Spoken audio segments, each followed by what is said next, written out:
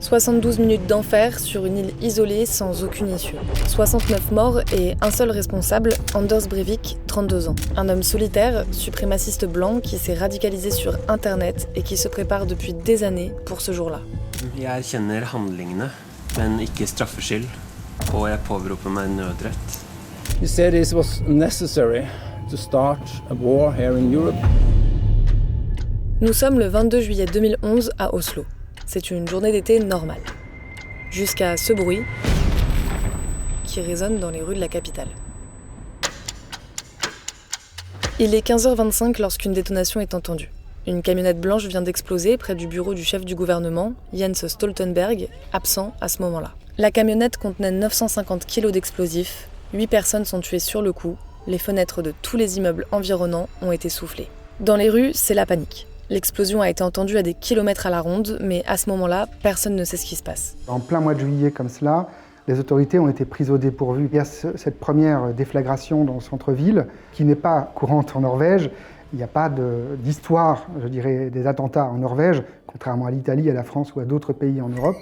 Donc la première chose, c'est qu'on voit bien que le gouvernement est décontenancé, les services de sécurité aussi, et surtout ce qui va se produire après est complètement inédit. Car pendant que toute l'attention est concentrée sur la capitale norvégienne, l'homme qui, quelques minutes plus tôt, a garé sa camionnette piégée dans le quartier officiel d'Oslo, s'apprête à passer à la deuxième étape de son plan. Il s'appelle Anders Behring Breivik, il a 32 ans et il se dirige désormais vers l'île d'Utøya, à 40 km au nord-ouest d'Oslo. Une petite île isolée située sur le lac Tyrifjord, où plus de 500 jeunes participent à un camp d'été organisé par le parti travailliste norvégien, alors au pouvoir. Anders Breivik arrive vers 17h, 1h30 après avoir fait exploser sa bombe artisanale à Oslo. Il débarque du bateau vêtu d'une tenue de policier et armé d'un fusil semi-automatique ainsi que d'un pistolet Glock. Il ouvre immédiatement le feu. Sur cette petite île, il n'y a aucune issue. Les adolescents s'éparpillent. Certains se cachent derrière des arbres, des rochers ou dans leurs tentes. D'autres se jettent dans l'eau glacée du lac et tentent de rejoindre la berge 600 mètres plus loin. Le massacre va durer plus d'une heure, 72 minutes précisément, au cours desquelles Anders Breivik va tirer de façon méthodique, ôtant la vie à 69 personnes. La plupart des victimes sont des adolescents. Certains des survivants passent plus d'une heure dans le lac, d'autres sont restés cachés, immobiles, silencieux. La police norvégienne, elle, n'arrive sur l'île qu'une heure après avoir été avertie de la fusillade. Il est alors 18h25. Ils vont mettre du temps à réaliser ce qui est en train de se passer, mais surtout à accepter qu'il puisse y avoir un homme qui est en train de perpétrer une tuerie de masse. Et même les gens eux-mêmes, c'est-à-dire les jeunes sociodémocrates qui sont sur cette île, dans un premier temps, ne comprennent pas ce qui se passe. Pour eux, c'est absolument impossible qu'un homme qu'ils ont cru être un agent de sécurité, ça donne à une tuerie. Et donc tout cela va générer en effet une confusion phénoménale, et d'ailleurs il y aura des suites politiques à cette confusion phénoménale dans les services secrets, dans le gouvernement et dans, je dirais, la Norvège est ce qu'elle incarne à l'époque, c'est-à-dire un pays relativement calme, dans lequel il y a des groupuscules extrêmement radicaux, mais qui se tiennent à peu près à carreau, qui ne passent pas à l'acte en général, en tout cas pas de cette façon-là, pas de façon militaire. Et là, c'était vraiment une opération de type militaire. Anders Breivik se rend sans résister. La Norvège s'apprête alors à découvrir le profil de ce tueur de masse et ses revendications. Les Norvégiens ne comprennent pas dans un premier temps, ils ne comprennent pas pourquoi on tue des jeunes hommes et femmes qui se réunissent pratiquement en colonie de vacances, un peu politique, sur une île. C'est absurde. Ils ne savent pas à qui ils ont affaire. C'est l'enquête qui va démontrer que l'attentat était prémédité, qu'il était, je dirais, planifié comme une opération militaire, et que cet homme était un radical absolu de l'extrême droite, on pourrait dire. C'est même plus de l'extrême droite. Là, on est dans l'ultra-droite extrême et qui a vocation à perpétrer un massacre. Il va tuer des jeunes socialistes pour ne pas qu'ils mettent en place des politiques de migration. Son anti-immigrationnisme va le mener à tuer les gens dont il considère qu'ils sont des complices de l'immigration et non pas des immigrés, par exemple. Ce qui est plus généralement le cas, notamment aux États-Unis et dans les pays du Nord depuis les années 80. 16 avril 2012. Anders Breivik est vêtu d'un costume cravate. Il entre dans la salle d'audience du tribunal d'Oslo sous escorte. Dès que ses poignets sont libérés de l'entrave des menottes, il tend son bras droit, poing fermé, dans un geste inspiré du salut nazi. Son procès vient de s'ouvrir. Très vite, tout le monde est marqué par une chose, c'est que non seulement il revendique son attentat, il revendique de l'avoir préparé, il revendique d'avoir fait autant de victimes, mais en plus, il va vouloir laisser une trace. Et c'est ça qui va marquer dans toute l'Europe et dans le monde entier, c'est que Anders Breivik veut laisser une trace. Jeg erkjenner handlingene, men ikke straffskyld, og jeg påberoper meg nødrett. This whole case is indicate that he's insane. He's in a war, and he says that the rest of the world, and especially the Western world, don't understand his point of view. He said it was necessary to start a war here in Europe. Breivik compte bien profiter de l'attention médiatique pour exposer ses idées et faire entendre son message au monde. Il se présente comme un soldat en guerre contre l'immigration et le multiculturalisme. Lors de la deuxième journée du procès, il prend la parole et affirme que si tout était à refaire, il le referait. Que les jeunes militants travaillistes sur l'île d'Utoya n'étaient pas des jeunes innocents, mais des futurs traîtres de la nation. Breivik, comme d'autres, considère il a tué des ennemis de la nation. Et donc il n'a évidemment aucun remords. La première grande théorie qui guide Breivik, c'est ce que j'appellerais une forme de néofascisme, c'est-à-dire l'idée selon laquelle l'Europe s'est affaiblie, s'est laissée aller dans la démocratie, et de ce fait, elle est envahie par des hordes barbares. Il faut revenir à un mode autoritaire et surtout un mode guerrier, c'est-à-dire un mode très agressif. Le deuxième imaginaire qui le guide énormément, c'est l'imaginaire racialiste. Je ne dis pas raciste, je dis racialiste, parce que c'est une idéologie théorisée. Ce n'est pas juste un sentiment raciste, c'est vraiment une idéologie. Il y a les hommes bons, les civilisations qui valent de vivre, et celles qui ne valent pas de vivre, ou en tout cas qui doivent être infériorisées. Cette idéologie-là, elle a vécu énormément grâce notamment à l'Afrique du Sud, l'apartheid. Les afrikaners de l'apartheid ont fait vivre encore cette idéologie dans le concret pendant des années, et ils s'y réfèrent d'ailleurs. Ils se réfèrent également, disons, et ça parlera plus au public français, à la théorie du grand remplacement et de la remigration, bien entendu. Qui sont des théories inventées par un romancier français, Renaud Camus, dans son petit château du XVe siècle, reclus au fin fond de la campagne. Il a réinventé l'idée selon laquelle la France vivait une submersion migratoire. 4 mois après l'ouverture de son procès, le 24 août 2012, Anders Breivik est condamné à 21 ans de prison. Il s'agit de la peine maximale en Norvège. Elle est assortie d'une possibilité de prolongation indéfinie s'il est encore considéré comme dangereux. Dommen I mine øyne illegitim. Samtidig kan jeg ikke anke dommen fordi jeg ved å anke legitimerer retten. Jeg ønsker å avslutte med en beklagelse. Jeg ønsker å beklage til alle militante nasjonalister I Norge og Europa for at jeg ikke... Dette ikke tiden for å adressere noen utenom denne sal. Det meg du nå skal svare, Breivik. Jeg stiller deg et spørsmål. Da tolker jeg deg slik at du tar betenkningstid. Jeg tar ikke betenkningstid. Le terroriste quitte son procès comme il y est entré, avec un sourire et un salut nazi. Il va utiliser son procès pour laisser ce qu'on a appelé un legs, un triste legs, un legs sanglant, un legs atroce, mais un legs quand même qui va être lu, qui va se transformer en une sorte de, je dirais, de secret partagé dans une confrérie de l'extrême droite ultra-radicale. Ces idées, Anders Breivik les a exposées dans un document qu'il a rédigé lui-même en anglais et publié sur Internet le jour même des attaques. Il s'intitule « 2083 », une déclaration d'indépendance européenne. Ce manifeste aura été un élément central du procès. C'est un moyen de comprendre comment Breivik s'est radicalisé, ce qui l'a poussé à agir, mais surtout comment il a, pendant des années, soigneusement planifié chaque détail de ses attaques.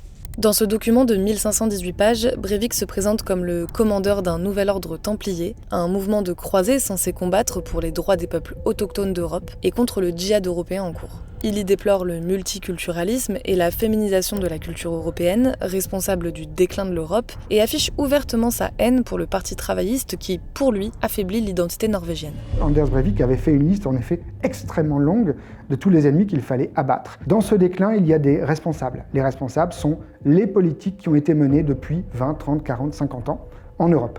Et parmi ces politiques, évidemment, les sociodémocrates, dans toute l'Europe. Et on a vu dès les années 80 une mise en cause des sociodémocrates et du welfare state, l'État-providence européen, qui était très fort dans les pays du Nord, dont la Norvège, la Suède et la Finlande.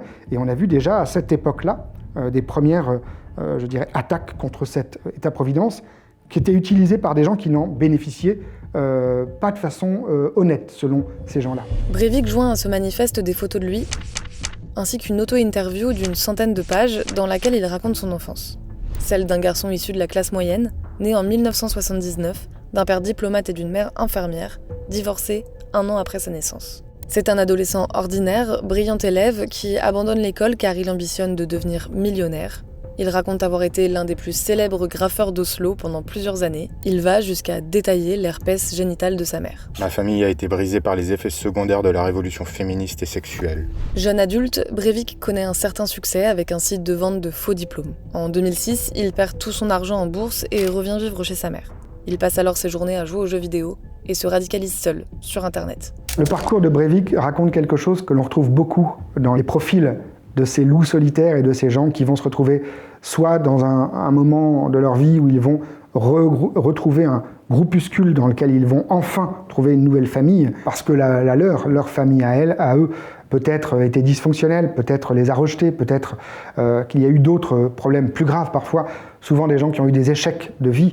En l'occurrence, c'était notamment le cas de Breivik, et c'est le cas de la plupart des loups solitaires que l'on retrouve après des faits extrêmement graves. Les accidents de vie, le fait que ces accidents de vie les amènent à se radicaliser auprès de groupuscules qui, eux, sont accueillants parce que, quelque part, ils sont formés par des gens qui ont eux-mêmes des accidents de vie et qui ont un besoin de reconnaissance. La reconnaissance sociale, c'est cet honneur ethnique qu'ils veulent rénover à travers un combat. Et puis, à un moment, quand ils vont se rendre compte que ces groupes-là sont souvent infiltrés par les services secrets, sont souvent des groupes qui essaient de calmer le jeu, avec toujours quelques personnes qui disent « on ne peut pas aller jusqu'à un meurtre de masse », eh bien ils vont s'en séparer et ils vont continuer seuls. Les loups solitaires sont extrêmement dangereux parce qu'on ne les repère pas et en général ils peuvent aller très très loin dans leur folie meurtrière. À partir de 2011, Anders Breivik décrit son quotidien à la ferme. Il vient de s'y installer et c'est là qu'il accumule les engrais agricoles nécessaires à la fabrication de sa bombe. Il documente la préparation de son crime, la prise de stéroïdes pour se muscler, ou encore la finale de l'Eurovision. C'est un véritable carnet de bord. Dans ce manifeste, Breivik évoque aussi une guerre civile européenne qui doit se dérouler en 3 phases. Jusqu'en 2030, des attaques surprises orchestrées de façon militaire doivent être menées par des cellules clandestines pour gagner des soutiens. C'est la première phase. Jusqu'en 2070, des groupes de résistance doivent se structurer en vue de coups d'État pan-européens. C'est la deuxième phase. Tout doit prendre fin en 2083 avec la déportation des musulmans. C'est la 3e et dernière phase de son plan. Le 22 juillet, il achève son manifeste sur ces quelques lignes. Petite remarque, imaginez que les forces de l'ordre viennent chez moi dans les prochains jours. Elles se tromperont sûrement et penseront que j'étais un terroriste. Lol. Je crois bien que ce sera ma dernière note. On est maintenant le vendredi 22 juillet, 12h51. Bien à vous. Le 13 août 2012, un rapport d'une commission indépendante, mise en place pour tirer des enseignements des attaques du 22 juillet 2011, critique sévèrement le travail de la police norvégienne. Selon ce rapport, l'attentat à la bombe d'Oslo aurait pu être évité, et Anders Breivik arrêté plus tôt. En effet, plus de 3 heures se sont écoulées entre l'attentat d'Oslo et l'arrestation de Breivik à Utøya, alors que le nom du terroriste était déjà connu des services de sécurité. Plusieurs recommandations ont été formulées par la commission, dont l'interdiction des armes semi-automatiques, qui entrera en vigueur en Norvège 10 ans plus tard, en 2021. Depuis sa prison, Anders Breivik menace à plusieurs reprises d'entamer une grève de la faim contre ses conditions de détention. En 2016, il attaque l'État norvégien qui l'accuse de ne pas respecter ses droits en prison. Au tribunal, il fait à nouveau un salut nazi et se compare à Nelson Mandela. En 2021, il fait une demande de libération conditionnelle. Elle est refusée une première fois en 2022, puis une seconde fois en 2024. 15 mars 2019, des attaques terroristes racistes sont commises contre 2 mosquées de la ville de Christchurch, en Nouvelle-Zélande. Elles font 51 morts. L'homme derrière ces attaques est un suprémaciste blanc australien.